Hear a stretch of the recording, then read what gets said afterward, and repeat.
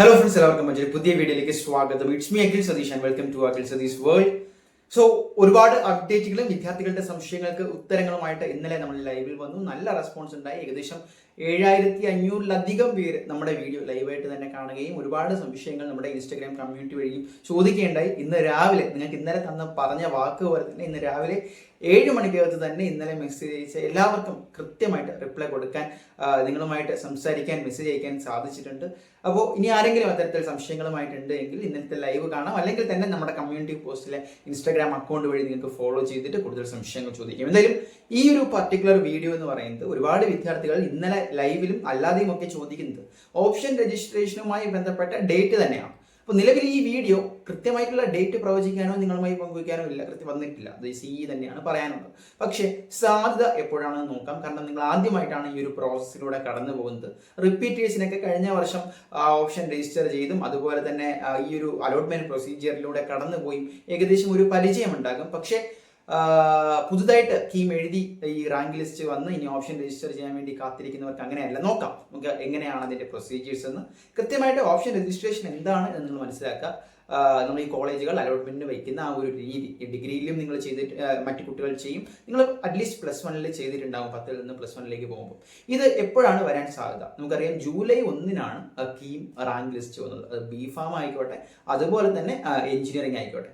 അപ്പോൾ rank list വന്നതിന് ശേഷം സാധാരണ CE ചെയ്യാറ്, സാധാരണ ഒരു ജനറൽ റാങ്ക് ലിസ്റ്റ് വന്നതിന് ശേഷം കാറ്റഗറി വൈസ് റാങ്ക് ലിസ്റ്റ്, ഞാൻ ഒന്നുകൂടി പറയാം. കാറ്റഗറി വൈസ് റാങ്ക് ലിസ്റ്റ് എന്ന് പറയുമ്പോൾ ഇപ്പോൾ സൈലത്തിന്റെ തന്നെ ഒരു പോസ്റ്റർ കണ്ടിട്ടുണ്ടാവും. SC കാറ്റഗറിയിൽ 1ാം റാങ്ക് സൈലത്തിനാണ്. പക്ഷെ ആ കുട്ടിയുടെ ആക്ച്വൽ റാങ്ക് നോക്കുമ്പോൾ 10-ന് താഴെയാണ്. അതിനർത്ഥം ആദ്യത്തെ 10 റാങ്കിലും, ജനറലിൽ വരുന്ന ആദ്യത്തെ 10 റാങ്കിലും ആ കാറ്റഗറിയിലുള്ള ഒരു വിദ്യാർത്ഥിയില്ല. അപ്പോൾ ആ കാറ്റഗറിയിലുള്ള വിദ്യാർത്ഥി ആദ്യം വരുന്ന റാങ്ക് ഏതാണോ, 16, 17, 18 ആണ് എങ്കിൽ അതാണ് കാറ്റഗറി വൈസ് നോക്കുമ്പോൾ ആ കുട്ടി ആ കാറ്റഗറിയിൽ 1ാമത്തെ റാങ്കാണ്.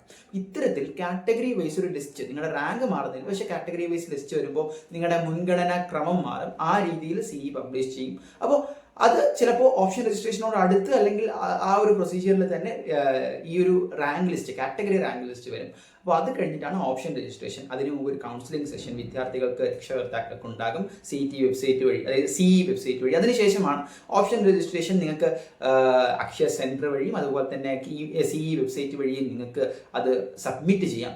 അതിനുശേഷമാണ് ട്രയൽ അലോട്ട്മെന്റ് പരിഗണിക്കുന്നത്. ആ ഒരു റീഅറേഞ്ച്മെന്റ് ചെയ്ത് നമുക്ക് ഓപ്ഷൻ എന്തെങ്കിലും മാറ്റമുണ്ടോ അതിനുള്ളൊരു സമയം ഉണ്ടാകും. പിന്നീട് ഫസ്റ്റ് അലോട്ട്മെന്റ് വരും.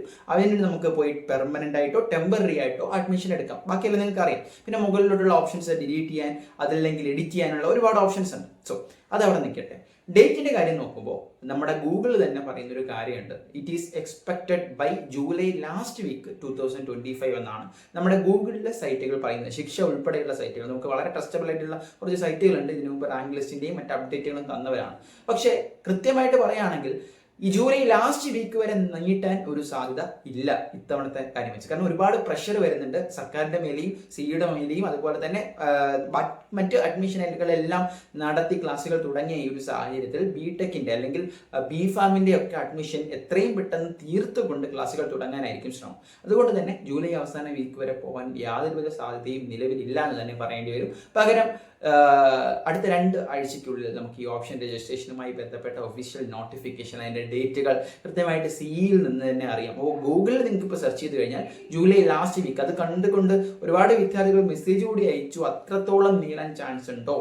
ഇൻ കേസ് എന്തെങ്കിലും ഇതിനിടയ്ക്ക് ഡിലേയോ അല്ലെങ്കിൽ സ്റ്റേയോ വേറെ എന്തെങ്കിലും വിവാദങ്ങൾ ഉണ്ടാകുകയാണെങ്കിൽ ഒരു പക്ഷേ നീങ്ങാൻ സാധ്യതയുണ്ട്. അല്ലെങ്കിൽ അതിന് മുമ്പ് തന്നെ നമുക്ക് ഓപ്ഷൻ രജിസ്ട്രേഷൻ പ്രതീക്ഷിക്കാം. അത് വന്നു കഴിഞ്ഞാൽ നിങ്ങൾ ഈ പറഞ്ഞ പോലെ, നമ്മൾ ഇന്നലെ ഡിസ്കസ് ചെയ്ത പോലെ ഒരുപാട് അപ്രോച്ചുകൾ, ഒരുപാട് സ്ട്രാറ്റജികൾ, കുറഞ്ഞ റാങ്ക് കിട്ടിയാൽ പോലും നിങ്ങൾക്ക് ഗവൺമെന്റ് സീറ്റുകളിൽ സീറ്റ് ഉറപ്പിക്കുവാനുള്ള ചില പൊടിക്കൈകൾ, അതെല്ലാം നിങ്ങൾ പറയുന്നുണ്ട്. കാത്തിരിക്കാം. ഏറ്റവും പുതിയ വീഡിയോ ആയിട്ട് കാണാൻ തൽക്കാലം നിർത്തുന്നു.